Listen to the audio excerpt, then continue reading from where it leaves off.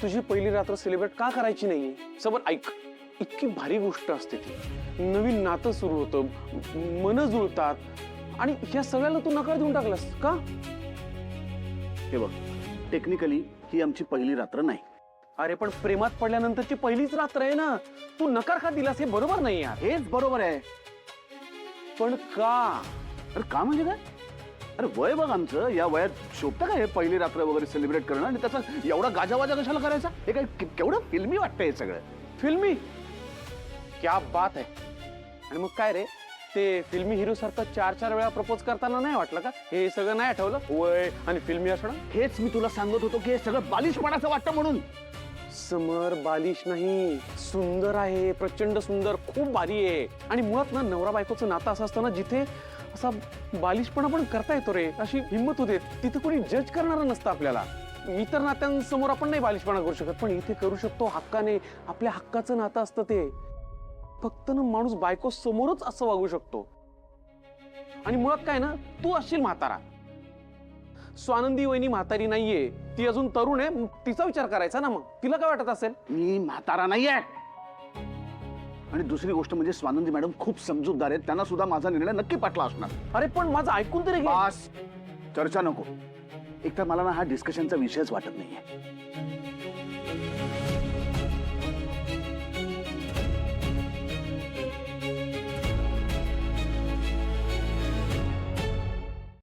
अचानक काय झालं असेल राजवाड्यांना? सकाळी तर किती छान मूड मध्ये होते, मग अचानक डेकोरेशन साठी नकार का बरं दिला? समर, सॉरी. काकू, नक्की त्यांनीच राजवाड्यांच्या डोक्यात काहीतरी भरवलं असणार आहे. नाहीतर राजवाडे असा फाडकन नकार देऊन नाही जाणार. म्हणजे अर्थात आधीचे राजवाडे आणि आत्ताचे राजवाडे खूप वेगळे आहेत ना. पण आता उशीर झालाय, आता त्यांनी ठरवलं म्हणजे ठरवलं. आता काही डेकोरेशन बद्दल राजवाडे मन बदलणार नाहीत. त्यात काकूंनी हे मुद्दाम केले असं जर मी सांगायला गेले तर ते त्यांना पटणारही नाहीये. पुरावा लागेल. काकूंच्या बाबतीत काहीच नाहीये माझ्याकडे आता. पण ठीक आहे, फार दिवस नाही काकू. तुमच्या सगळ्या कारस्थानांचे पुरावे मी लवकरच मिळवेन आणि राजवाड्यांना हे सगळं दाखवेन. स्वानंदी, अरे निकिता ताई, झाली सुष्मिता आणि अंशुमनची रूम डेकोरेट. तुम्ही किती गोड आहात हो. तू ठीक आहेस ना? ठीक आहे. काय यार, मला वाटलं होतं मी त्या डेकोरेशन मधून काही फुलं तुमच्या रूम साठी वाचवेन, बाजूला काढून ठेवेन. पण काकू तिने काही शिल्लकच नाही ठेवलं ग. दिसेल ते वाटेल ते भसाभस घेऊन त्यांच्या रूम मध्ये लावून टाकलं. तुमच्या रूम साठी पण काहीतरी ठेवावं असा विचार सुद्धा नाही केला त्यांनी. अशी काय बाई आहे. त्यातल्या त्यात मी हे एवढंच जवळपास लपवून घेऊन आले. थँक्यू. मला ना तुमची रूम फुलांनी अशी भरून टाकायची होती, पूर्ण सजवायची होती. आता मी काय करू? मी आय एम सॉरी. अहो सॉरी काय, उलट थँक्यू. आणि तसंही 4 गुलाबाची फुलं असली किंवा 400 तरी सुगंध देण्याचा गुणधर्म कमी होतो का? आहा, हे खूप आहेत. Thank you so much. आणि सॉरी.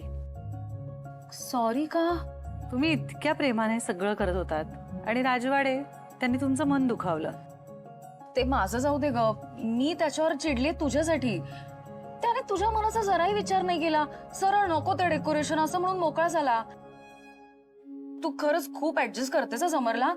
मीच सॉरी आहे त्याच्या वतीने. आहो, अजिबात तुम्ही सॉरी वगैरे म्हणायचं नाहीये. मुळात तुम्ही किती करता हो आमच्यासाठी. समरला ना मी बघूनच घेईन. अहो मी सांगू का निकिता ताई, हे राजवाड्यांनी मुद्दाम नाही केलंय. म्हणजे मी सांगते ना, खरंच सकाळी ते इतक्या मस्त मूडमध्ये होते ना. आणि मग काकू आल्या, मी खाली आले, पण तेव्हा त्या राजवाड्यांशी बोलत थांबल्या होत्या. अच्छा, आत्ता मला कळतंय. म्हणजे काकूने वरचं बटन बंद कर आणि पुन्हा सुरू कर, म्हणजे तो मिक्सर चालू होईल. हे बघा पुरजे पुरजे निघाले.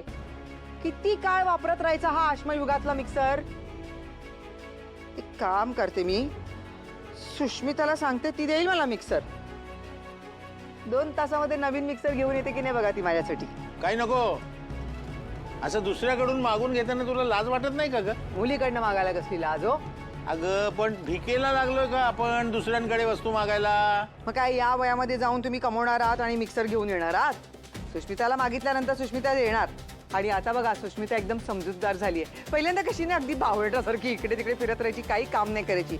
आता बघा पूर्ण घर ताब्यात घेतलंय तिने. संपूर्ण घरावर फक्त सुष्मिताचा अधिकार आहे.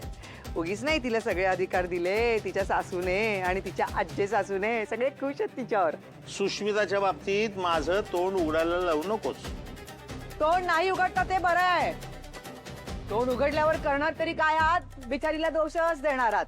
जरा डोळे उघडे ठेवा आणि बघा आपल्या सुष्मिताकडे आणि त्या आदिराकडे. इकडची काडी तिकडे करत नाही. इतके दिवस झाले घरामध्ये येऊन. बस सासूला नुसतं मोलकरीण बनवून ठेवलंय.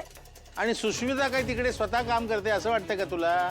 घे लिहून. तिकडे सुद्धा ती इकडची गाडी तिकडे करत नसणार आहे. अधिकार मिळवणारे सगळी जबाबदारी पार पाडतात असं काहीही नसतं. ते घर अजूनही नंदूच सांभाळते. नाही नाही नाही नाही, भ्रम आहे तुमचा. घर सुष्मिता सांभाळते. अख्ख्या घराला आपलंसं करून टाकलंय तिनं. उलट तुम्हाला अभिमान वाटला पाहिजे तिचा, माहितीये का? काय अभिमान वाटायला पाहिजे? कसला? स्वतःच्या मोठ्या बहिणीशी स्पर्धा करते याचा? उलट नंदूकडून संसाराच्या 4 गोष्टी शिकायला हव्या होत्या तिनं.